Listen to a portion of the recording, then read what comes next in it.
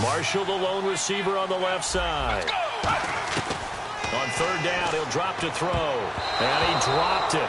Now it was tipped. Altered the ball a little bit, but he dropped it. And now fourth down. Anytime a ball's thrown in the middle of the field and it's popped up in the air, I expect someone to catch. It doesn't matter whether it's offense or defense because there's usually a great amount of bodies in that part of the field. In this case, no one came up with it.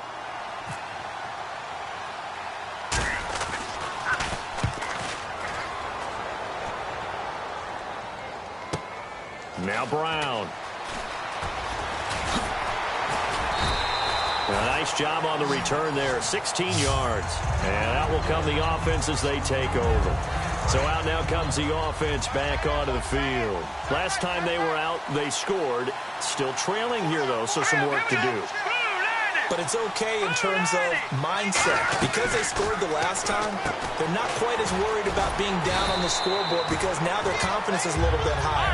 They feel like they've got something going, and they feel like they can attack again and put more points on the board. Are you scoreboard watching if you're the offense, or are you just focused on this drive?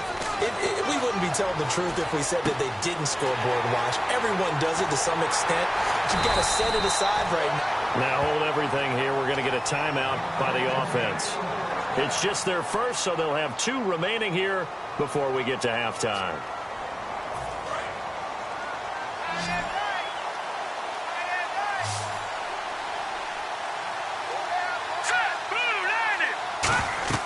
Goff on first down. And no escaping this time as he'll go down. They got him for a sack.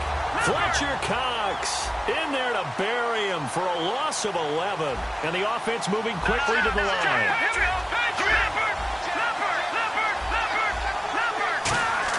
Here's Goff now on second down. Under pressure, and they got to him again.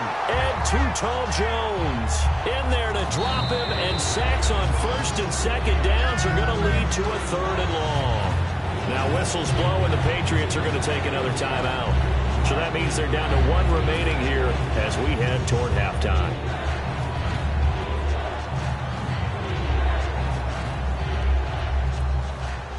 And the O-line will have to do a better job protecting here on third down after that sack. Here we go. Watch it now, Arnie. Third and long. It's gone. Going deep here for Parker. And that's caught inside the 35. A big gain of 31 on third down. Now whistles come in. We're going to get a timeout here by the offense. So that means they're down to 1 remaining here as we head toward halftime. So after that big gain, let's see what else the offense has up its sleeve.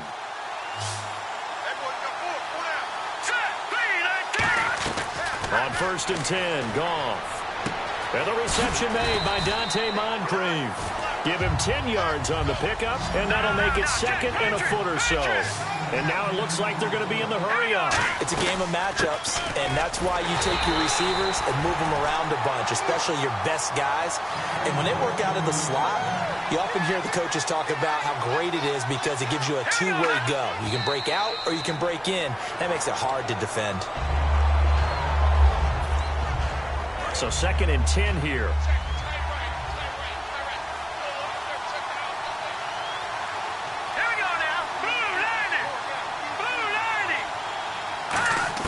To throw on second down is gone. His throw caught right around the 6. And able to get him down, but he does reach the 5. Now hold everything here. We're going to get a timeout by the offense. And with halftime on the horizon, they'll be out of timeouts from here forward.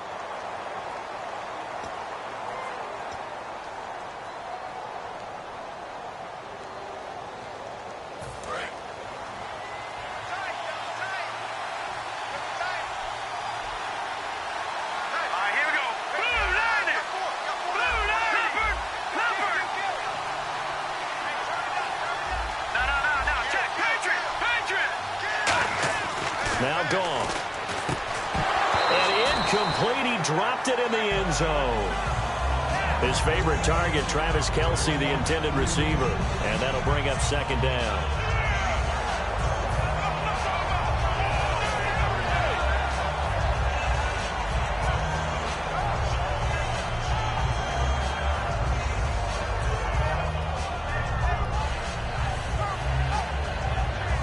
So 3 seconds here remain in the half. On is the field goal unit to see about getting 3 points. From the left hash, a chip shot here. And Hausch gets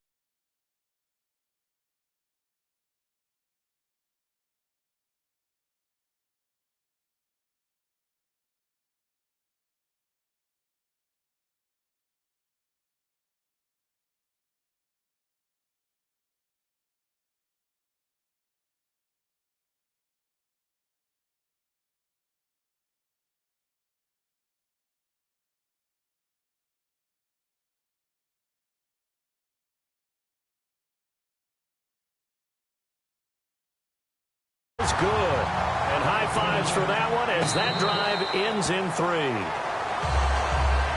So here they come, the road team now getting the football first to start this third quarter. They're down here, but very much in this game. What's the tonality of a coach's talk when a game is within striking distance like this at intermission? Typically, what they're doing is emphasizing the things that went well in the first half and wanting more of that.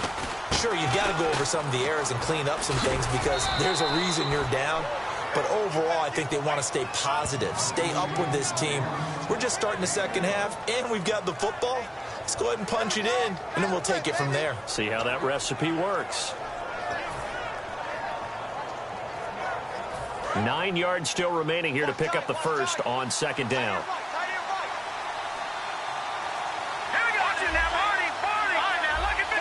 One receiver right, that's Brown. Back to throw, Goff. Surveying the field. And incomplete there. A nice hit. Jars the ball free and brings up third down. Everything looked right on that play except the conclusion. He dropped it. An in route going into a little bit of traffic. Maybe in the back of his mind he was wondering where the hit was going to come from. Throwing on third. Goff. He's got his man complete. It's Tim Brown. 9 yards on the play and a first down.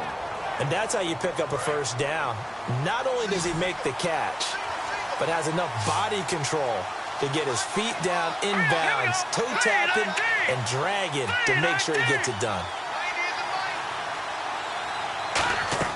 On first down, gone. Now they go screen. It's complete. Evades the tackler and now some space. And he'll be taken down across the 50 at the 45 in enemy territory. When you run a screen pass really well, you got to like the look of it because so many parts come together to make it work well. The offensive linemen, where they're faking people out, the back slipping out there, catching the football, then all of them going together as one unit downfield. A really nice pickup. There's a completion to the tight end, and I think that we're looking at something out of central casting, frankly. Absolutely. I mean, size, the hands. Speed. I mean, can flat out run. You put that whole package together, you light up the eyes of an offensive coordinator, don't you?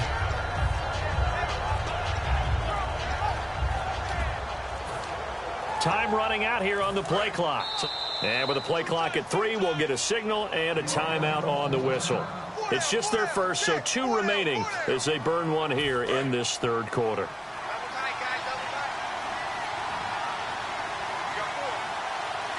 They come out here in the eye.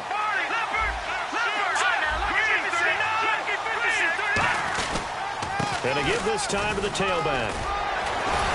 And they'll be inside the 35 now at the 34-yard line. It's a pickup of 6 and good enough to move the chains. So many teams want to throw the ball in this situation nowadays, but I love watching a team that has enough confidence to go ahead and run the football in that situation. That's almost a tendency breaker.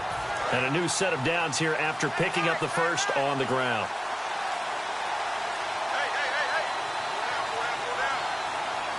Play clock winding down. Now a first down throw. Gone. He's going to let one go deep for Parker. And it pops free. The collision there jarred the ball loose and brings up second down. I'm not quite sure how he wasn't able to hold on to that one in the end zone. A great opportunity lost, but a lot of relief for the defensive guys. When they get into film next week, they're going to want to know what happened. Where was the breakdown that almost allowed a touchdown? They'll run it now out of the gun. And he's going to be met at the line of scrimmage and taken down. Just a gain of a yard there, and now it'll be third down. I do know from experience that when you slow down someone's running game, you're now doing the dictating on defense. And guess what? Now you're getting ready to tee off on their quarterback because they have to throw it all the time. But you still have to be alert for the draws and other plays of that nature to make sure you don't get hurt. From the gun on third down, Goff. He's going to hit his man out of the backfield, complete. And able to break one tackle, but then quickly brought down. But a nice little gain. A short game that doesn't get them the first down brings up a fourth down situation. Really nice job defensively. They knew where the sticks were. They got the stop before it. And Hauschka's kick is good. And with that, they move ahead by a point here in this third quarter.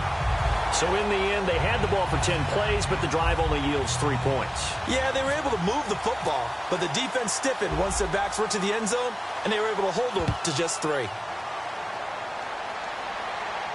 Fielded about a yard deep. And the decision to bring it out is going to cost him about 7 yards all told as he's taken down back shy of the 20. Here comes the Patriots offensive unit. They'll have it first here to begin the third quarter. They're down in this game. A chance for the offense, though, to put something on the board, get some momentum here in half two. Try and get things kick-started for them. And you know at the half, they discussed how they were going to get that done. This is where scripting comes into play a lot of the time. How many plays do you script coming out of the second? Most of the time in the first half, you're scripting 12 to 16. I think in the second half, you're really scripting more like 8 to 10. Kind of a starter or an opener, whatever terminology they use. Just something to get you off to a quick start. And he's going to get this one across the 30-yard line. A solid gain of 15 yards and the sticks move. First down and 10 now for the offensive group. One receiver left, 2 to the right. Back to throw now on first down. Out to the flat. That's complete to his running back. And he'll bring it up here to right at the 40-yard line. Back now in Arlington. And we've got a dandy here. A 1-point game as we begin the fourth. Completed pass play. Now let's see if they go back to the air or to the ground. Possible run anticipation. Here's the D-line sandwiches together. Johnson. And this play will be blown up. He'll lose yardage back at the 38. It's a loss of 2. Now third down. And there it was right in front of us. Today's NFL, these guys nowadays, they don't just eat up space. They try and get upfield and make plays in the backfield. Looking to jam the receivers at the line here. Press coverage look defensively. Out of the gun now on third down. He finds Coleman. And he brings this up to the 46. Good enough for the first. But we're used to seeing the guy that you consider the number 1 receiver double covered. But how about this guy? He's double covered and finds a way to make the play for a first down. That's how you increase your Madden rating, right? No doubt about that at all. And you know something? I think we'll hear about that from him soon. And he'll get it into enemy territory just across midfield at the 49. I know most of the time when the ball's in the air, you're thinking wide receiver, tight end. But running backs, they can be a big part of any passing offense nowadays. Now a shotgun snap as they'll look to throw. And this is caught. First catch by Brandon Marshall. And he gets this inside the 35-yard line.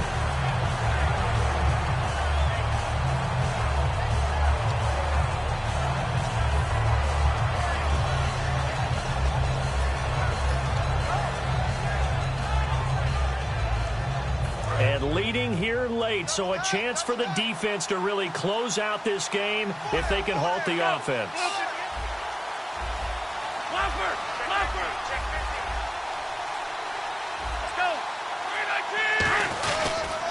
A first run for the backup Abdullah. And nothing doing. He's immediately taken down at the line of scrimmage. It's a loss of a yard there, and now second down. And frankly, Brandon, we're talking about things I'm not sure we ever thought we'd talk about in the NFL. And a lot of that is the speed at the linebacker position. A lot of these guys in college, they were safeties. They moved them up to outside linebacker to combat the spread offenses. And now we're seeing it in the NFL. Those same guys using their speed to make plays in the backfield, similar to that one. Offense walks to the line for play number 7 of the drive. Let's go. Back to throw. He's going to leave this for his running back. It's complete. 6 yards on the pickup, and that's going to lead to a third down. And just in general, Charles, on a play like that, how tough is it for the defense to account for a running back essentially being a receiver downfield? It's very difficult, especially if the running back has skills like a receiver, and you're aware of that before the game even begins. So throughout your practice sessions, you're going to want to be aware of him. Where is he lining up? What can he do? What kind of damage can he do to us downfield? And who can match up with him without weakening our overall defense? You're exactly right. It's a tough task to match up to him. Well, this is brought in by Pryor. Give him 6 yards, and they do convert on third. So he makes the grab, and the chains move forward. Nice job by the offensive line, giving them time to complete that first down pass.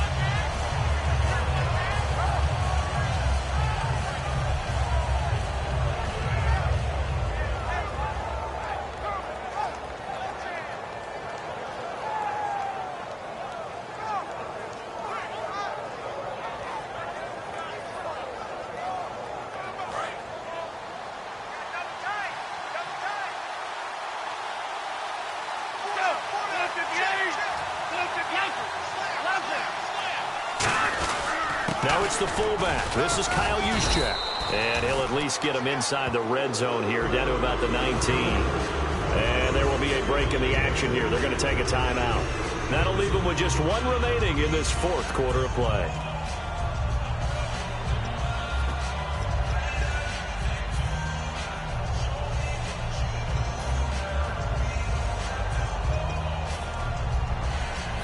Just play after play after play on this long drive for the offense. They come out here in the eye. They'll run again. This time it's Abdullah. And he goes for 18 there as the drive will continue. And we just saw him run the football really effectively there with 3 tight ends in the game. And any defensive coordinator, when they see that set, if they can get more bodies out onto the field, not more than 11, of course, but bigger bodies to combat what they're going to do, because that's a run-heavy formation. Those guys are out there to block 9 times out of 10, and in this case, they did it really successfully.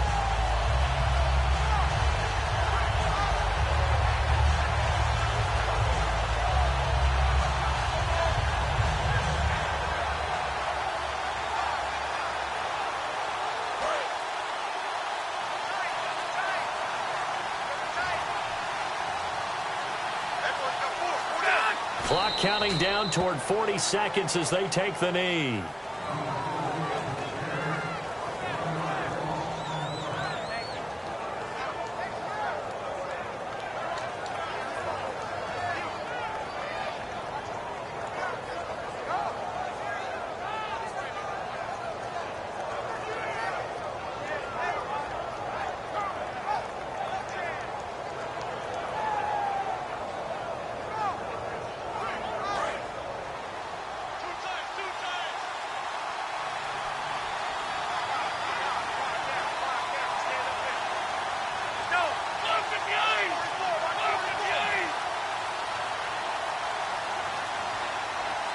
And they will take a knee and set up what would be a potential game-winning field goal try. They'll lose a yard, and it brings up 3rd. Now hang on here. Timeout called by the defense. It'll be their 3rd and final timeout, so as they talk things over, we'll step aside.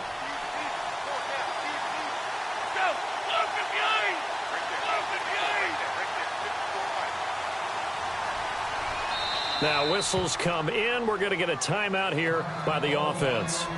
It's just their first. They've got 2 more to use here in the final stages.